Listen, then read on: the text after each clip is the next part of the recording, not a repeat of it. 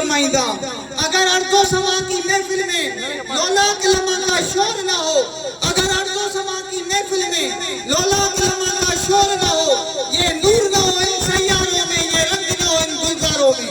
نعرہ تکبیر، رسول اللہ،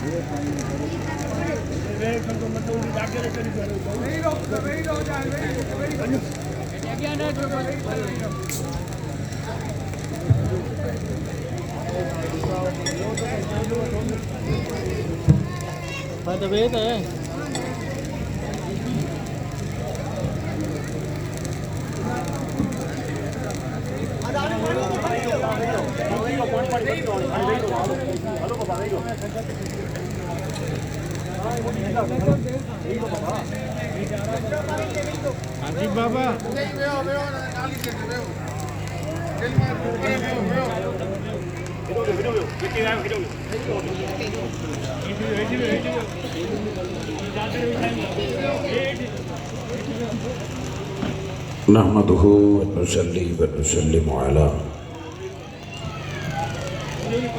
رسوله النبي الكريم الحنين الرؤوف الرحيم. أما بعد، أعوذ بالله من الشيطان الرجيم. بسم الله الرحمن الرحيم. قل إنما أنا بشر مثلكم يوحى إلي. صدق الله مولانا العظيم. مولاي صل وسلم دائما ابدا على حبيبك خير خلق كلهم. اللهم صل على سيدنا محمد وعلى آله وأصحابه وبناته وعشاقه أجمعين. صد بار شکر اس پیدا کرنے والی ذات کا جس کی عنایت کردہ توفیق اور فضل و کرم سے اس مختصر اور فانی زندگی میں ایک بار پھر میں اور آپ ماہ ربیع الاول کی بابرکت اور آخری رات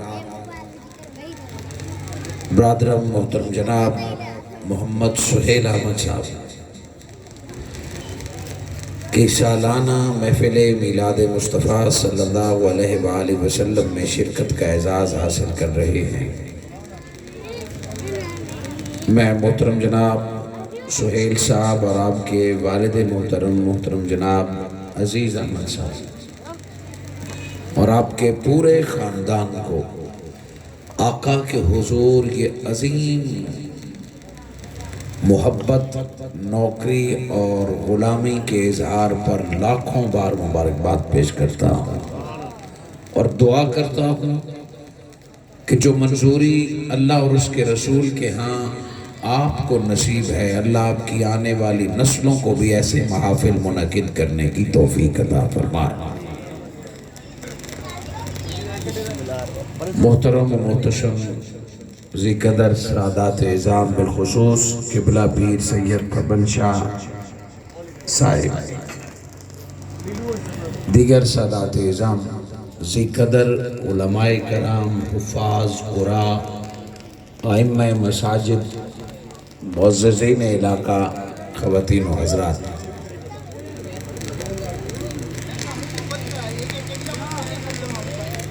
بالخصوص انجمن کے جملہ احباب جن کی تعاون کے طفیل یہ خوبصورت بزم سجی ہے، اللہ رب العزت میری اور آپ کی حاضری قبول فرمائے. جس طرح آج کی رات میں اور آپ اللہ اور اس کے رسول کی یاد میں بیٹھے ہیں اور رات گزر رہی ہے، اللہ کرے جتنی عمر باقی ہے اسی کام میں اللہ گزارنے کی توفیق عطا فرمائے۔ میں بہت سے احباب جن کی دعوت محبت اور سلام مجھ تک پہنچتے ہیں، بالخصوص قاری سکندر صاحب آپ کی محبتیں اور سلام پہنچاتے ہیں، سہیل بھائی آپ کی محبت اور سلام پہنچاتے ہیں۔ اس زندگی میں پھر ایک بار نام محمد پر ملاقات ہو رہی ہے۔ آپ رات کے اس پہر تک اتنی محبت سے تشریف فرما ہیں۔ میں نے آپ کے سامنے جو آیہ مبارکہ تلاوت کرنے کا اعزاز حاصل کیا، در حقیقت یہ نعت مصطفیٰ ہے، اور نعت میں اوصاف بیان کیے جاتے ہیں، تعریف کسی کمی اور کمزوری کی نہیں کی جاتی، تعریف کہتے ہی اچھائی کے بیان کو ہے۔ اور نعت مصطفیٰ میں کمالات مصطفیٰ، صفات مصطفیٰ اور مقام بیان کیا جاتا ہے۔ ایک بشر کتنی کوئی نعت بیان کر سکتا ہے، مصطفیٰ کی ذات وہ ذات ہے کہ خود قرآن مصطفیٰ کی نعت سناتا ہے، اور قرآن بھی رب کا کلام ہے۔ خود خالق کائنات سارے فرشتوں اور انسانیت کے سامنے محمد مصطفیٰ کے اوصاف بیان فرماتا ہے۔ جو جتنی اوصاف محمدی ہے ان میں ایک وصف یہ ہے کہ حضور صلی اللہ علیہ وآلہ وسلم بشر ہیں۔ اس آیہ مبارکہ میں حضور صلی اللہ علیہ وآلہ وسلم کی بشریت کا ذکر ہے۔ ریپیٹ تھوڑی سی کم کریں۔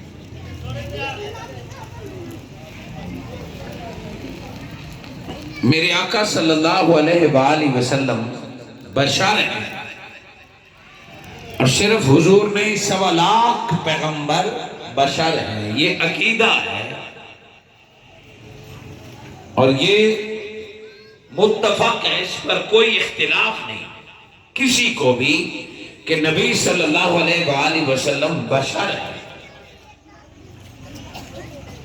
کیونکہ ہم سارے بشر ہیں، آدم کی اولاد کو بشر کہتے ہیں۔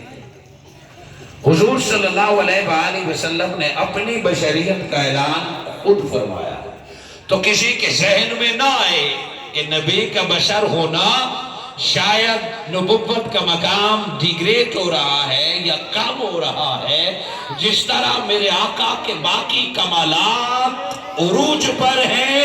جب صرف بشریت کا ذکر ہوگا تو اس میں تیرا بھی ذکر ہوگا، میرا بھی ذکر ہوگا، مگر بشریت کو جب مصطفیٰ سے نسبت ہو جائے، تیری میری عزت اس میں ہے کہ 1.25 لاکھ مخلوق میں ہم بشر ہیں، تیری میری عزت بشریت کی وجہ سے ہے، اور خود بشریت کی عزت اس میں ہے کہ مصطفیٰ بشر ہے۔ آپ کی اور میری پہچان بشر ہونا ہے، اور خود بشر کی عزت اور پہچان یہ ہے کہ مصطفیٰ بشر بن کر آئے۔ اگر اس جملے کی سمجھ نہیں آئی تو اگلا سارا خطاب غور سے سماعت فرمائیں۔ حضور صلی اللہ علیہ وآلہ وسلم نے فرمایا، قُلْ إِنَّمَا أَنَا بَشَرٌ مِثْلُكُمْ۔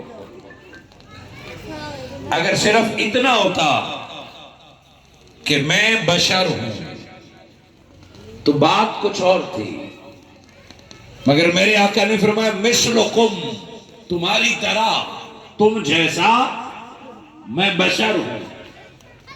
اور بات یہاں بھی ختم نہیں ہوئی، اس سے آگے بھی فرمایا کہ دکھنے میں ظاہر میں تم جیسا بشر ہوں، مگر یوحا الیہ، تیری اور میری بشریت میں فرق یہ ہے، نبی اور امت کی بشریت میں فرق یہ ہے کہ نبی کی بشریت وہ ہے کہ جس کے دروازے پر نور غلام بن کے کھڑا ہوتا ہے، مصطفیٰ کی بشریت وہ ہے کہ جبرائیل دربان کھڑا ہوتا ہے، اور مصطفیٰ کے بشریت کا سینہ وہ سینہ ہے کہ سارا قرآن نازل ہو جائے وہ سینہ اسی طرح چمک دمک رہا ہوتا۔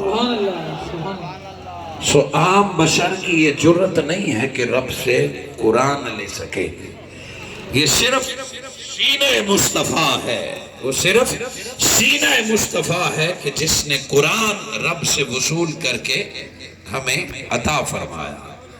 یوحا الیہ، آقا نے فرمایا مجھ پر قرآن نازل ہوتا ہے۔ یہ بشریت میں امتیاز اسی لیے ہے کہ اللہ رب العزت نے فرمایا لو انزلنا ھذا القرآن، کہا علی جبل، اگر یہ قرآن اللہ پہاڑوں پر نازل کرتا تو پہاڑ ریزہ ریزہ ہو جاتے، سمندر خشک بھاپ بن کے اڑ جاتے، زمین کانپ جاتی، آسمان کانپ جاتا۔ کسی میں یہ جرت نہیں ہے کہ وہ رب سے قرآن لے۔ ایک سینہ مصطفیٰ ہے کہ جس نے سارا قرآن رب سے لیا، نہ صرف لیا بلکہ بغیر غلطی کے محفوظ رکھا، نہ صرف محفوظ رکھا بلکہ قیامت تک جتنے مسلمان پیدا ہوتے رہیں گے سب تک نبی قرآن پہنچاتے رہیں گے۔ حضور صلی اللہ علیہ وآلہ وسلم نے اپنی بشریت کا اعلان کر کے ساتھ نبوت کا اعلان فرمایا کہ میں بشر ہوں، مگر تم اور میری بشریت اتنی سی مماثلت اور سملرٹی ہے کہ دکھنے میں ہم ایک جیسے ہوں گے، مگر یہ وہ بشریت ہے جس کو رب نے نبوت اور قرآن کے لیے چن لیا۔ بڑی توجہ چاہوں گا کیونکہ آپ سال بھر اس پروگرام کی محبت میں انتظار کرتے ہیں۔ نبی صلی اللہ علیہ وآلہ وسلم کو بشر ماننا تو کوئی جرم نہیں ہے، مگر بشر کہنے میں احتیاط کرنی چاہیے۔ جب ماننا جرم نہیں تو کہنا بھی غلط نہیں ہوگا، چونکہ قرآن جہاں فرماتا ہے محمد رسول اللہ، محمد خاتم النبیین، وہاں قرآن یہ بھی کہتا ہے کہ محمد بشر ہیں۔ جس طرح محمد رسول ہیں یہ نعت مصطفیٰ ہے، محمد نبی ہیں یہ نعت مصطفیٰ ہے، محمد بشر ہیں یہ کہنا غلط نہیں ہے، مگر ایک کہنے میں احتیاط کرنی چاہیے۔ ماننا ضرورت ہے، ضرور ہے کہ نبی کو بشر ماننا ضرور ہے، مگر کہنے میں احتیاط کیجئے، چونکہ لفظوں کے پیچھے نیتیں دیکھی جاتی ہیں، لفظوں کے پیچھے لب و لہجہ دیکھا جاتا ہے، لفظوں کے پیچھے سٹائل دیکھا جاتا ہے۔ بعض اوقات لفظ خود برا نہیں ہوتا مگر کہنے والے کی نیت درست نہیں ہوتی، بعض اوقات لفظ ٹھیک ہوتا ہے مگر کہنے والے کا لب و لہجہ درست نہیں ہوتا۔ آپ کھائیے نا، کھاؤ نا، گویا یہ کھانے کی دعوت تھی تو ایک، آپ کھائیے نا، کھاؤ نا، سو لہجہ بدلتا گیا تو لفظ کی چاشنی ختم ہوتی گئی اور وہ التجا سے احسان میں بدلتا گیا، محبت سے نفرت میں بدلتا گیا۔ بشر ہونا نہ جرم تھا، نہ ہے، نہ ہوگا۔ مصطفیٰ کو بشر ماننا ضروری ہے وگرنہ ایمان پورا نہیں ہوگا، مگر نبی کو بشر کہتے وقت اپنے شعور پر بھی نگاہ رکھنی ہوگی، اپنی نیت کو بھی کنٹرول کرنا ہوگا، اپنے عقیدے کو بھی دیکھنا ہوگا کہ میں کس عقیدے سے بشر کہہ رہا ہوں، میں کس نیت سے بشر کہہ رہا ہوں۔ جہاں سے ہم آپ کو ڈراتے ہیں کہ نبی کو بشر کہتے نہ پھرو، مانو صحیح مگر کہتے نہ پھرو، چونکہ نبی کو بشر کہنا یہ سب سے پہلے شیطان کی عادت ہے۔ آدم علیہ السلام کو اللہ رب العزت نے مٹی سے بنایا اور فرشتوں کے سامنے بنایا۔ میرا رب چاہتا تو کون کہہ کے آدم کو بنا سکتا تھا، مگر اللہ نے زمین سے مٹیاں منگوائیں، گارا بنوایا۔ ہم مسنون اور سلسال کے پروسیس سے گزار کے جب گارے میں سے سمیل آنے لگی، پھر اللہ نے فرمایا آدم کا جسم بناؤ۔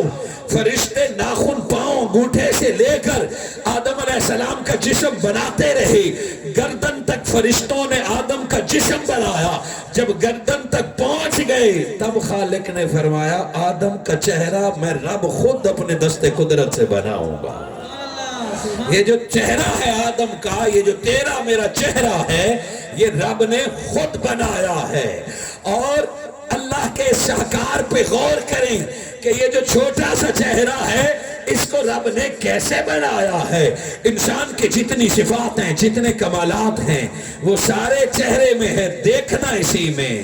सूंघना इसी में, बोलना इसी में, चखना इसी में, सुनना इसी में, एहसास इसी में, रोना इसी में, हंसना इसी में, खाना इसी में, पीना इसी में, बोलना, कुरान, कलमा, ये सब कुछ फिर इसी चेहरे के साथ अकल है, शऊर है, सब कुछ इसी चेहरे में है।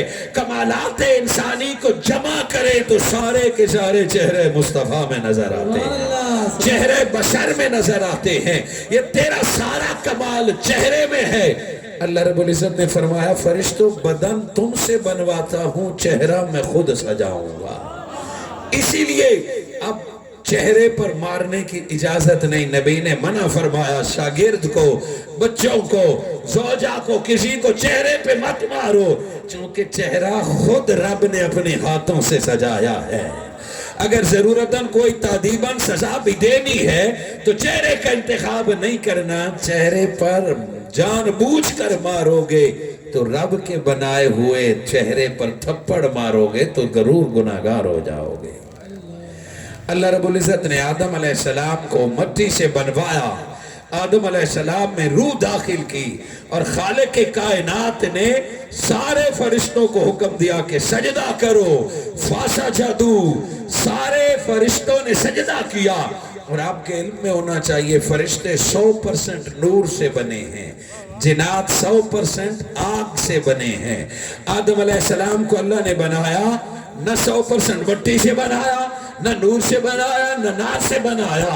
मिट्टी की बेस रख के अल्लाह ने आदम के जिस्म में नूर भी रख दिया है, नार भी रख दिया है कि फरिश्ते आदम को देखें तो अपनी झलक नजर आए, जिन्नात आदम को देखें तो उसमें अपनी ताकत नजर आए। और आदम के पास जो मिट्टी का एहसास है वो न फरिश्ते के पास है न जिन्नात के पास है। रब ने आदम में बड़े कमालात रख दिए, बशर में, इंसान में रब ने बड़े कमालात रख दिए। आदम को बना के रब ने नूर को कहा सजदा करो, फसजदू, सारों ने सजदा किया, इल्ला इबलीस, सिवाय इबलीस ने सजदा न किया। जुर्म तो कर लिया मगर बड़ी ही तवज्जो से देखिए, आज इबलीस को दुनिया शैतान कहती है, आज इबलीस को दुनिया लानती कहती है, रजीम कहती है, रांदे दरगाह कहती है। सुनो तो सही वो लानती क्यों बना, सुनो तो सही वो रजीम क्यों बना, वो किस वजह से दुत्कारा गया, वो किस वजह से फटकारा गया। अल्लाह ने फरमाया सजदा करो, सारों ने सजदा किया, उसने नहीं किया। अगर सजदा न करने के वजह से वो लानती हुआ, अगर सजदा न करना की वजह से वो निकाला जाता तो उससे पूछा न जाता, उसे मौका न दिया जाता। सारों ने सजदा किया और एक इबलीस ने सजदा न किया। अल्लाह ने उसे सफाई का मौका दिया, अल्लाह रब्बुल इज्जत ने उसे बात करने का मौका दिया। पूछा इबलीस, सारों ने सजदा किया, तूने क्यों सजदा न किया? फरमाया मैं इसको सजदा करूं, अलम अकुन, क्या मैं इसको सजदा करूंगा? सजदा न किया। रब ने इबलीस से बात भी की, इबलीस को सफाई का मौका भी दिया, इबलीस को अपना मौक़िफ़ बयान करने का चांस भी दिया। फरमाया इबलीस तूने सजदा क्यों नहीं किया? मैं इसको सजदा करूं? ये तो गारे से बना है, बदबूदार मिट्टी से बना है, मैं नार से बना हूं। सजदा न करने की वजह से रब ने जन्नत से न निकाला। जब आदम को बशर कहा, बशर कहना जुर्म नहीं था मगर नीयत बुरी थी कि मैं आला हूं, ये कमतर है, ये मुझसे कमतर है। तूने मेरे आदम को कमतर समझा, तूने मेरे आदम को मिट्टी वाला कहा। जिस नीयत से तूने कहा उखरज, निकल जा, कयामत तक तुम पर लानत होती रहेगी। नाराए रिसालत, हम अपने नबी के, हम अपने नबी के। नारा मेरे साथ लगाइए, नारे की खूबसूरत तरतीब है, नारे तकबीर।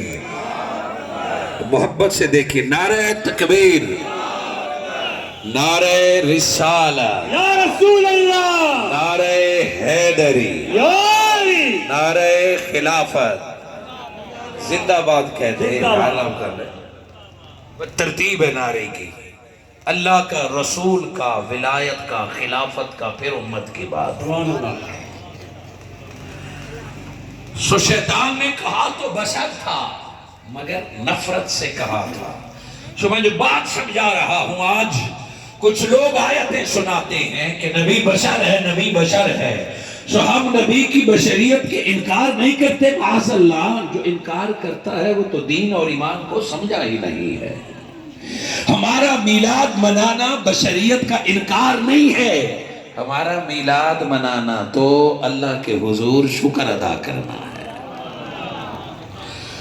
آدم علیہ السلام کو ابلیس نے بشر تو کہا مگر نفرت سے کہا.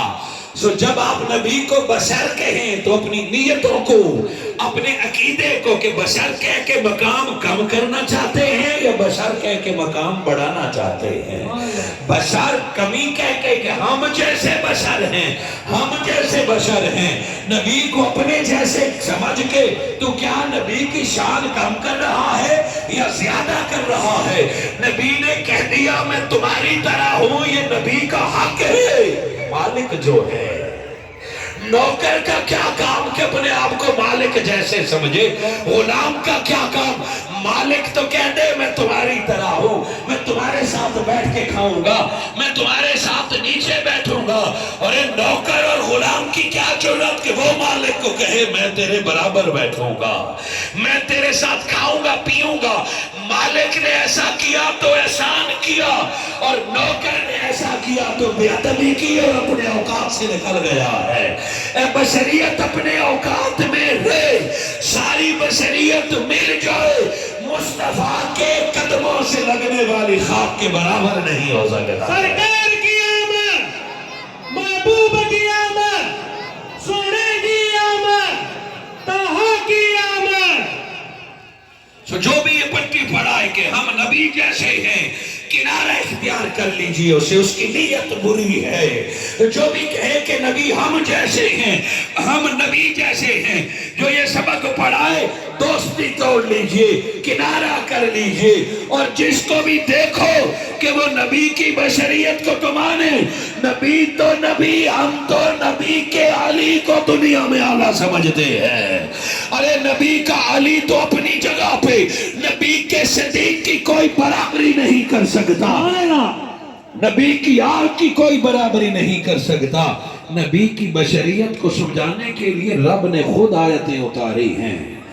میرے اللہ نے فرمایا یا نساء النبی، اے نبی کی بیویوں. میرے آقا کی جو بیویاں تھیں 11 خواتین، وہ مختلف علاقوں سے آئی تھیں، مختلف خاندانوں سے آئی تھیں، مختلف کلچر سے آئی تھیں، مگر جب نبی کی نکاح میں آ گئی تو اللہ رب العزت نے فرمایا یا نساء النبی، اے نبی کی بیویوں، لستن کاحد من النساء. عورت دکھنے میں تو ایک جیسی لگتی ہے مگر ساری عورتیں ایک جیسی نہیں ہوتی. ماں کا اپنا مقام، بیوی کا اپنا مقام، بیٹی کا اپنا مقام.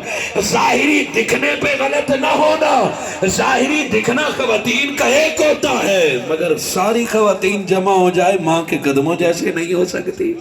سارا حسن جمع ہو جائے وہ زوجہ کے نسبت جیسے نہیں ہو سکتا. جس طرح خواتین دکھنے میں ایک جیسے ہیں مگر سٹیٹس اپنا اپنا ہے، پہچان اپنی اپنی ہے. یا نساء النبی، نبی کی عورتوں تمہارا شمار بھی ویمنز میں تھا، خواتین میں تھا، مگر جس دن سے تم نکاح مصطفیٰ میں آ گئی ہو تم جیسا زمین پہ کوئی ہو نہیں سکتا. سبحان اللہ. تم اپنے آپ کو عام نہ سمجھو، نسبت محمدی نے تجھے بڑا اعلیٰ بنا دیا ہے، تجھے بڑا خوبصورت بنا دیا ہے. یا نساء النبی، وہ نبی کی بیویوں کا سٹیٹس بیان کر کے کہ جس کی بیویاں زمانے کی مائیں بن جاتی ہیں، جن کی بیویاں زمانے سے افضل ہو جاتی ہیں، اس مصطفیٰ کی برابری کون کر سکتا ہے؟ پھر آپ کہیں گے یہ آیت اللہ نے اتاری کیوں ہے؟ یا کچھ لوگ دلیل کہیں گے پھر اس آیت کے اتارنے کی ضرورت کیوں تھی؟ پھر نبی کو بشر کہنے کی ضرورت کیوں تھی؟ دیکھو اللہ رب العزت خود کہہ سکتا تھا کہ میرا محمد بشر ہے، مگر اللہ رب العزت نے خود نہیں کہا. قرآن کلام اللہ کا ہے، مگر اللہ نے یہ نہیں کہا کہ محمد بشر ہے، بلکہ فرمایا کل میرے مصطفیٰ آپ کہہ دے کہ میں محمد بشر ہوں۔ اے اللہ تو کیوں نہیں کہتا؟ اگر میں نے کہہ دیا تو میں ان کو جانتا ہوں، وہ کہیں گے مصطفیٰ کو بشر کہنا اللہ کی سنت ہے، اس لیے مصطفیٰ کو بشر کہتے ہیں۔ میں نہیں کہتا، آپ کہیں کہ میں بشر ہوں تاکہ بندے کو پتا چل جائے خدا جب بھی محبوب کو پکارتا ہے تو نور کہہ کے پکارتا ہے۔ قد جاءکم من اللہ نور، خدا جب بھی مصطفیٰ کا تعارف کراتا ہے تو محمد رسول اللہ کہہ کے کراتا ہے، حبیب اللہ کہہ کے کراتا ہے، نور کہہ کے کراتا ہے۔ پیارے میں نور کہہ کے بلاؤں گا، محبوب کہہ کے بلاؤں گا، رسول کہہ کے بلاؤں گا، تاکہ میرے بندوں کو پتا چل جائے رب کی سنت پوری کرنی ہے تو مصطفیٰ کو نور کہہ کے بلایا کرو، رسول کہہ کے بلایا کرو۔ اور رہی بات مصطفیٰ کو بشر کہنا، تو مصطفیٰ کو بشر کہنا خدا کی نہیں بلکہ بندے کی سنت۔ نعرہ تکبیر، نعرہ رسالت، نعرہ حیدری، نعرہ تحقیق۔ قل انما انا بشر مثلکم، آپ فرما دیں کہ میں تمہاری طرح بشر ہوں۔ سوچنا تو پڑے گا کہ اس جملے کی ضرورت کیوں آ گئی کہ نبی آپ بتا دیں نا کہ میں بشر ہوں، آپ بتائیں نا کہ میں بشر ہوں، بولا بتانے کی کیا ضرورت ہے؟ ایک شخص آپ کے محلے میں رہتا ہے، ادھر پلا بڑا، وہ روز ادھر ہی پھرتا ہے، 5 نمازیں بوڑھے ہو گئے، اور 50 سال عمر کے بعد کوئی بندہ کہے کہ میں اسی محلے کا ہوں، تو آپ کہیں گے بتانے کی کیا ضرورت ہے، روز دیکھتے ہیں۔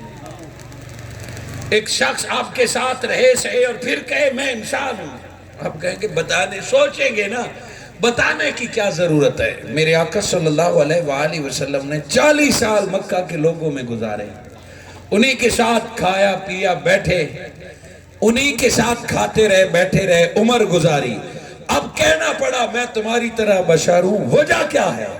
کس وجہ سے کہنا پڑا؟ اللہ رب العزت نے فرمائے کل میرے مصطفیٰ آپ فرمائیں، ہمیشہ وجہ کے بغیر قرآن میں کوئی چیز نہیں ہوتی۔ ہوا یوں کہ اللہ نے فرمایا آپ کہیں کہ میں بشر ہوں، وجہ یہ ہوئی، آپ توجہ اور غور سے اگر مجھے سن رہے ہیں تو دنیا میں انسان کے ساتھ بہت سارے معاملات پیش آتے ہیں۔ تھوڑی دیر پہلے آپ گھر سے نکلے، یہاں کرسیاں نہیں تھیں، ایک بندہ کھڑا تھا، آدھے گھنٹے بعد آپ نکلتے ہیں، کرسیاں ہی کرسیاں نظر آتی ہیں۔ اتنا زیادہ کام تھوڑی سی دیر میں، کسی کو بہت ایکسٹرا کام جلدی سے کرتے ہوئے دیکھتے ہیں، گھر والے 10 منٹ میں ہانڈی بنا دیتے ہیں۔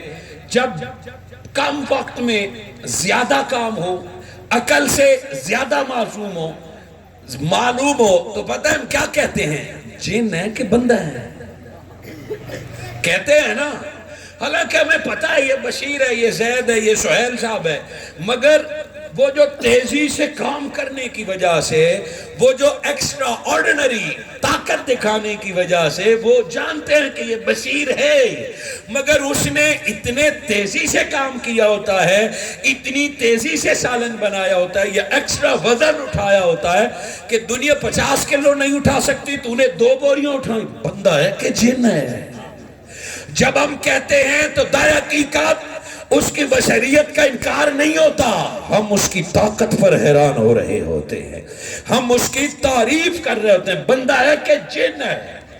بالکل اسی طرح ہم مشکل میں ہوں، کسی جگہ پہ پھنسے ہوئے ہوں، آدھی رات ہو، گاڑی اور موٹر سائیکل خراب ہو اور دیہات ہو، آدھی رات میں کوئی بندہ نازل ہو جائے اور ہو بھی واقف اور گاڑی بنا کے دکھا دے، ہم کہتے ہیں یار تو میرے لیے فرشتہ بن کے آیا ہے، کہتے ہیں یا نہیں کہتے؟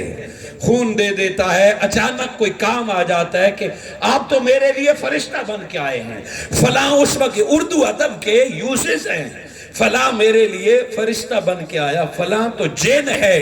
جب پنچر لگانے والے، اندھیرے میں رستہ دکھانے والے، بلڈ دینے والے، مشکل میں کام آنے والے کو ہم جب فرشتہ کہہ دیتے ہیں، اس سے مراد یہ نہیں کہ ہم نے اسے بندوں کی لسٹ سے نکال دیا ہے، ہم اسے بندہ نہیں سمجھتے، ہم نے محبت میں، ہم نے اس کی طاقت کے سامنے یا اسے فرشتہ کہا یا اسے جن کہا، اس پر ہمیں کوئی فتویٰ نہیں لگتا۔ بلا تمثیل میرے آقا صلی اللہ علیہ وآلہ وسلم جس سوسائٹی میں رہتے تھے، 40 برس ان کے درمیان رہے، مصطفیٰ کو جب اجازت ملی تو میرے آقا نے طاقتیں دکھانا شروع کر دی۔ ابھی پیدا ہوئے ہیں، حضرت حلیمہ کی سعدیہ کی بکریاں، خشک بکریاں بغیر بچوں کے دودھ دینا شروع کر دیتی ہیں، بغیر موسم کے زمین گھاس دینا شروع کر دیتی ہے۔ ارے جس درخت کے پاس مصطفیٰ رک جائے بغیر موسم کے پھل دینا شروع کر دیتا ہے۔ وقت گزرتا گیا، نبی اشارہ کرے تو چاند 2 ٹکڑے ہو جائے، پھر اشارہ کرے تو چاند جڑ جائے، ڈوبا ہوا سورج آپ کی انگلی کے اشارے سے نکل آئے، درخت چلتے ہوئے آپ کے قدموں میں سجدہ کرے، اونٹ آپ سے باتیں کرے، آپ کو سجدہ کرے، کنکریاں آپ کے ہاتھ میں کلمہ پڑھنے لگے، پتھر آپ پر صلاۃ و سلام بھیجنے لگے۔ ارے موجات پہ موجات، ایک دودھ کا پیالہ ہو سارے لشکر کو پلا دیں، چند لقمے کھانا ہو پورے لشکر کو کھلا دیں۔ ارے بات بڑھتی گئی، دنیا دیکھتی گئی۔ ارے ہم نے تو آدھے گھنٹے میں جس نے 200 کرسی لگائی اسے جن سمجھنے لگ گئے تھے، ہمارا ایک کام جس نے کیا ہم نے تو اسے فرشتہ سمجھنے لگا۔ آنکھ نکلی، ڈاکٹر کے پاس نہیں بھیجا، خود لعاب لگا کے اندر رکھ دیا، ٹیکا ٹانکا درد کچھ نہیں، آنکھ ٹھیک ہو گئی۔ دشمن نے بازو تلوار سے کاٹ دیا، نبی نے فرمایا ادھر آ، لعاب لگا کے جوڑا پہلے سے بھی پکا جوڑ لگ گیا، پنڈلی پاؤں کی ٹوٹ گئی، نبی نے ہاتھ پھیرا، ٹانگ پلسٹر آپریشن کے بغیر ٹھیک ہو گیا ہے۔ اور کیا ہو رہا ہے؟ انسان دنگ اور حیران ہے کہ زمین کے نیچے بھی طاقت، زمین کے اوپر بھی طاقت، آسمان بھی طاقت، اور ایک رات ایسی رات آئی کہ بندہ بستر میں سوتا رہا، مصطفیٰ عرش سے ہو کے واپس بھی آ گیا ہے۔ سرکار کی آمد، محبوب کی آمد، سونے کی آمد، یاسین کی آمد، طہا کی آمد، مزمل کی آمد، اول کی آمد، آخر کی آمد۔ اور دکھنے میں قد کاٹ انہی قریش کی طرح، دکھنے میں انہی کی طرح اتنے کمالات دکھانے لگے۔ اب رب نے فرمایا کول میرے مصطفیٰ تیرے اتنے کمالات دیکھے، زمین پر بیٹھ کے چاند توڑنا دیکھ کے، اور زمین سے جا کے بغیر جہازوں کے عرش سے ہو کے آنا، کہیں یہ انسان آپ کو کچھ اور نہ سمجھنے لگ جائے۔ جن سمجھ لے گا تو پھر بھی بربادی سے بچ جائے گا، فرشتہ بھی سمجھ لے گا تو بربادی سے بچ جائے گا۔ یہ جن اور فرشتے تو تیرے در کی خیرات لیتے ہیں، کہیں یہ بشر تمہیں خدا نہ سمجھنا شروع کر دے، کہیں تمہیں اللہ نہ سمجھنا شروع کر دے۔ اسی بشر نے عیسیٰ کو خدا کہہ دیا تھا، ایک مردہ زندہ کیا، عیسیٰ کو خدا کہہ بیٹھے۔ میرے مصطفیٰ خوبصورت بھی ہیں، کمال بھی ہیں، سیرت بھی ہے، معجزات بھی دکھا دیے، کہیں یہ لوگ آپ کو خدا سمجھنا نہ شروع کر دیجئے۔ نکلیے گھر سے بتائیے، کمالات بھی مجھ میں ہیں، مگر انما انا بشر مثلکم، مجھے کچھ اور نہ سمجھنا، میں بھی تمہاری طرح کا بشر بنا کے پیدا کیا گیا۔ سبحان اللہ، ہم اپنے نبی کے، لجپال نبی کے، سو مقصد تو یہ تھا، مگر نیم ملا اور بغض حسد اناد رکھنے والے نے کہا دیکھو ہماری طرح بشر ہے، آقا ہماری طرح بشر ہیں، یہ حضور فرما سکتے ہیں، مگر تم کہو تو کس بنا پہ کہو گے؟ کہ 1.25 لاکھ صحابہ میں کسی نے کہا ہے کہ نبی ہمارے جیسے ہیں، کسی نے کہا ہے کہ نبی ہمارے جیسے ہیں، پھر تو آپ بھی کہیں۔ صحابہ میں بڑے بڑے سردار تھے، کوئی پوچھتا محمد کون ہے تو کہتے وہ آقا ہیں، ہم سارے ان کے غلام ہیں، وہ آقا ہیں، ہم سارے ان کے غلام ہیں۔ कुल इन्नमा अना बशरुम मिस्लुकुम, एक मिसाल से बात समझा के आयत के आखिरी हिस्से और इख्तितामी हिस्से की तरफ आऊँगा। हाज़रीन मुकर्रम, मिसाल ये है कि एक उस्ताद या एक बाप बेटे को घर में दोस्त कह के बुलाए, यार दोस्त इधर आओ, तो वो अपने बेटे को यार कह दे, दोस्त कह दे, और बाहर निकले तो किसी दिन होटल या मोहल्ले में बेटा और उस्ताद कह के यार इधर आओ, लोग कहेंगे बेवकूफ़ है, वालिद को यार कहता है, उस्ताद को यार कहता है। कहते नहीं नहीं, ये घर में मुझे यार कह के बुलाता है। वालिद दोस्त या यार कह के बुलाए ये उसकी मर्जी है। शेख दोस्त भाई कह के बुलाए, उस्ताद दोस्त भाई कह के बुलाए, वो बड़ा है, मगर उससे कमअक्ल कोई औलाद है जो वालिद को दोस्त समझना शुरू कर दे और वालिद का मकाम ही बुला दे, वालिद को अपने जैसा समझना कर दे। वालिद जो भी कहे, तुमने दुनिया में सबसे ज्यादा रुतबा वालिद को देना है, वालदा को देना है, तुमने बराबरी का दावा नहीं करना।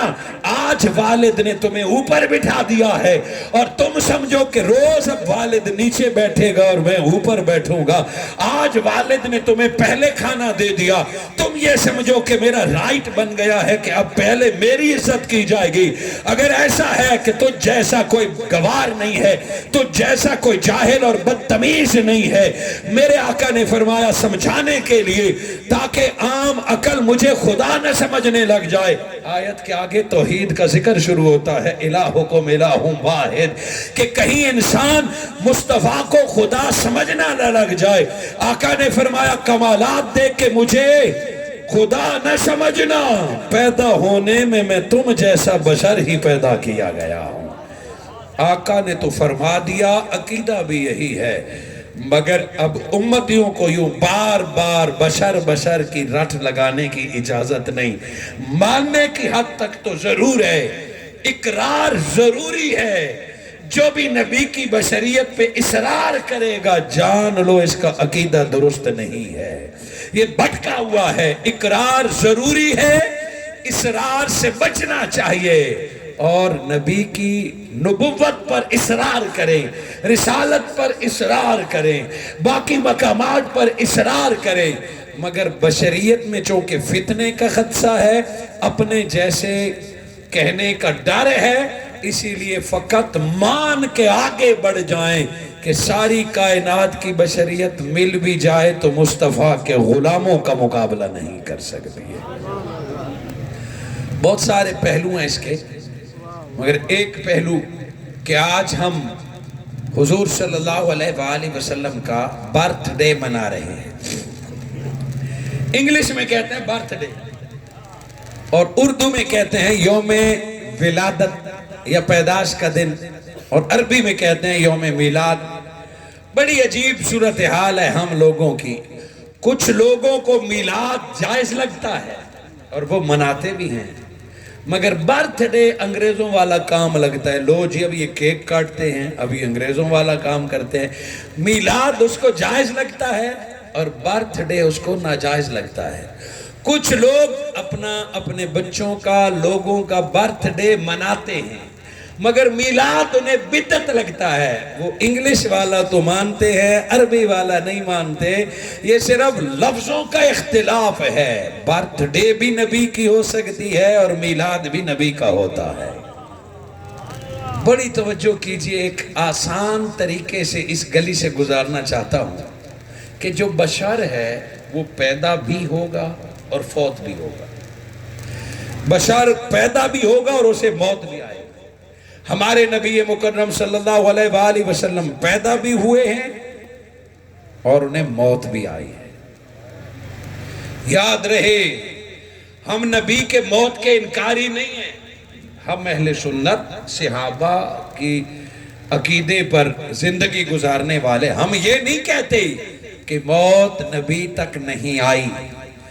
मेरे आका सल्लल्लाहु अलैहि वसल्लम ने विसाल नहीं फरमाई, ये अकीदा नहीं है हमारा। हम नबी के मौत के इनकारी नहीं हैं। मौत नबी तक आई है, मगर फर्क है, दुनिया को जब मौत आती है तो दुनिया दारों से मौत सबको छीन लेती है।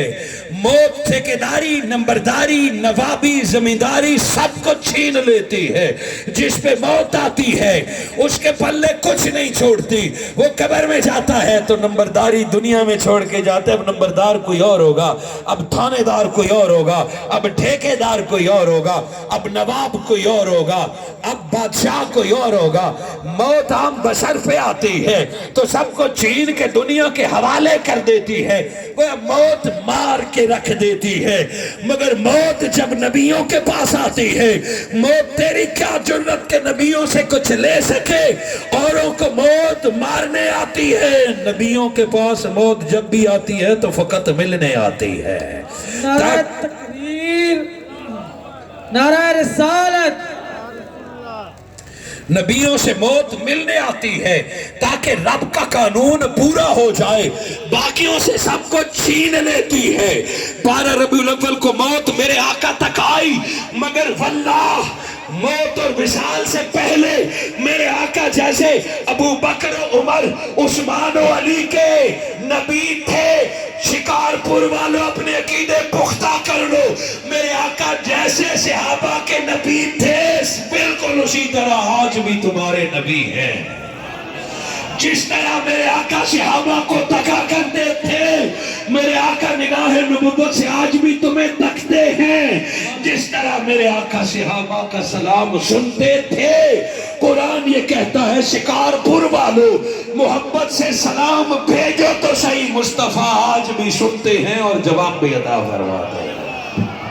कब्रे अनवर में जाने से नबी की नबुव्वत में फर्क नहीं रहा। जैसे जाहिरी हयात में थे वैसे ही मेरे मुस्तफा आज भी नबी हैं। जो रहमतल लिल आलमीन की शान मदीना में बैठ के थी शिकारपुर वालों के लिए, मुस्तफा वैसे ही रहमतल लिल आलमीन है। अरे फासले दूरियों से, दूरियां फासलों से नहीं होती, दिलों से हुआ करती हैं।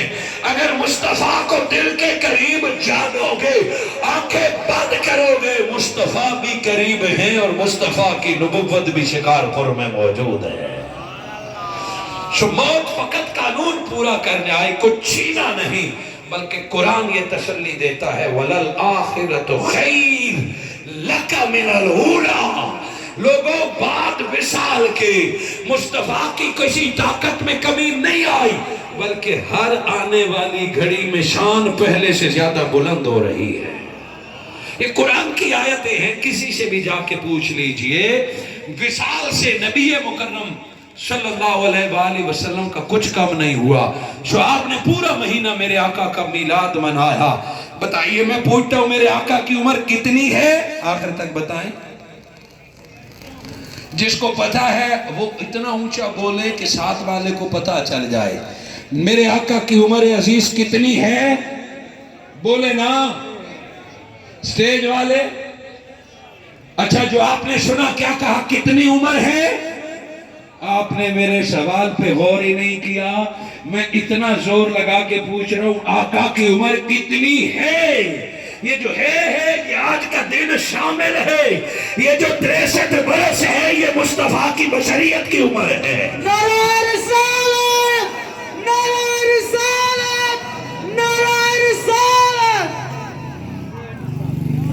अगर मैंने पूछा होता कि मुस्तफा कितनी उम्र के थे, फिर तो आप कह देते 63 बरस। ये बशरियत की उम्र 63 बरस थी। मेरे आका बशरी उम्र पूरी करके कब्र में चले गए। वो और लोग हैं जिनकी उम्रें पूरी हो जाती हैं। लामरुका इन्नहुम लफी सकरतिहिम यामहून। मेरे मुस्तफा तेरे उम्र की कसम, 63 बरस के बाद कब्र को 1450 साल गुजर गए, मुस्तफा की उम्र आज भी जारी हो सारी है। नबी की उम्र आज भी उम्र नबुव्वत जारी हो सारी है। 63 बरस